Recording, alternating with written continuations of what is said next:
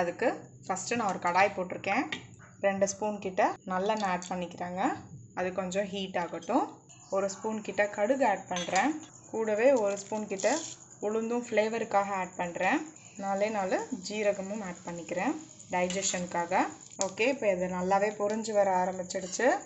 2 பெரிய size onion வந்து நான் கட் பண்ணி எடுத்து வச்சுருக்கேன். அது இதோட ஆட் பண்ணிடுறேன். கறி லீவ்ஸும் ஆட் பண்ணிடுறேன் ஒரு கொத்து. இது நல்லா வதங்கட்டும்.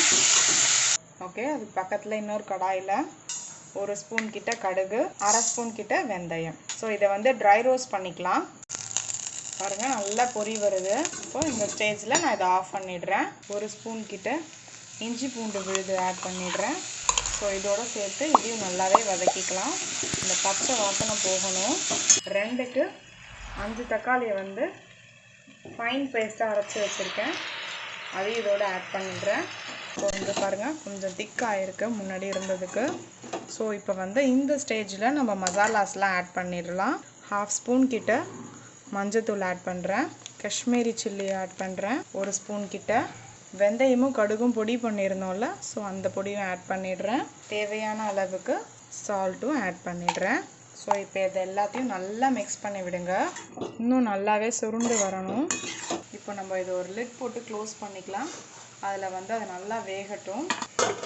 அப்பப்போ மட்டும் நல்லா கிளறி விட்டுட்டே இருக்கலாம், கிண்டி விட்டுட்டே இருக்கலாம், அடி பிடிக்காமல் இருக்கும். அதுக்காக தான் நம்ம வந்து 2 ஸ்பூன் கிட்ட தான் ஆயில் விட்டுருந்தோம் இல்லையா, கம்மியாக தான் ஊற்றிருந்தோம். ஸோ அதெல்லாம் வந்து லைட்டாக வர ஆரம்பிக்குது பாருங்கள். ஸோ இந்த ஸ்டேஜில் கடைசியில் வந்து நம்ம 2 ஸ்பூன் கிட்ட வந்து நல்லெண்ணெய் விடலாம். அப்போ தான் நமக்கு ஃப்ளேவர் நல்லாயிருக்கும். நல்லெண்ணெயில் பண்ணும்போது அதோட டேஸ்ட் ரொம்ப நல்லாயிருக்கும்.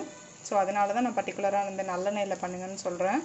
இறக்குறதுக்கு 2 நிமிஷத்துக்கு முன்னாடி கொஞ்சமாக வந்து நம்ம நாட்டு சர்க்கரை ஆட் பண்ணுறோம். டேஸ்ட்டுக்காக நாட்டு சர்க்கரையோ இல்லை வெல்லமோ ஒரு பிஞ்ச் ஆட் பண்ணிக்கிட்டோம் அப்படின்னா இன்னுமே சுவை வந்து அதிகமாக இருக்கும். அவ்வளோதாங்க, நம்மளோட சுவையான தக்காளி தொக்கு வந்து ரெடி ஆகிடுச்சு. கண்டிப்பாக இதை வந்து ட்ரை பண்ணி பாருங்கள் வீட்டில்.